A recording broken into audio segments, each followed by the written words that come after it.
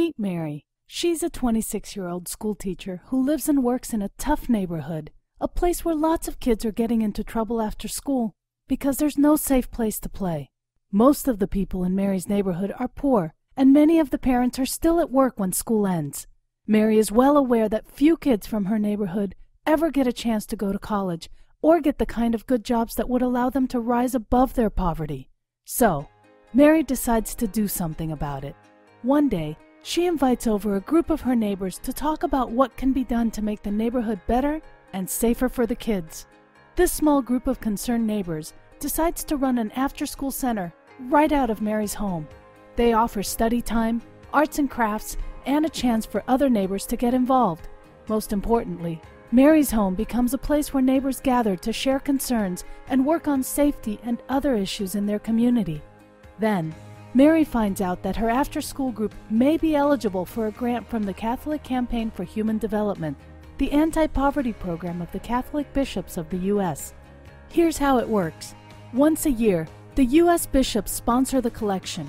Catholics donate to the Catholic Campaign for Human Development. Individual groups like Mary's apply for grants. The local bishop and the National Committee of Bishops decide who can get funding. Mary and her neighbors are exactly the kind of grassroots project that the campaign wants to help. Projects that empower people to change the factors that keep them in poverty. Projects that go beyond providing direct assistance of food, shelter, or clothing. This could include community or economic development projects that create jobs with good wages, that provide affordable housing, or projects that improve local schools. To be eligible, groups must be grassroots and led primarily by low-income people. Their efforts must fight poverty by empowering people to break out of the cycle of poverty, and they must not do anything that goes against the social and moral teachings of the Catholic faith. With the help of the grant from the Catholic Campaign for Human Development, Mary and her neighbors are able to better organize and involve more people. They have learned how to make their concerns known at City Hall, the local school board, and the Parks Department. Today, Mary's neighborhood is a better place to live. There are more foot patrols by law enforcement, a school-based afternoon program, and cleaner playgrounds.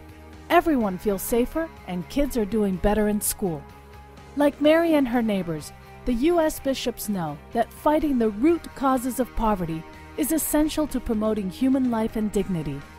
This is the kind of work that the Catholic Church has always supported, to carry out Jesus' mission, to bring good news to the poor, release to the captives, sight to the blind, and let the oppressed go free.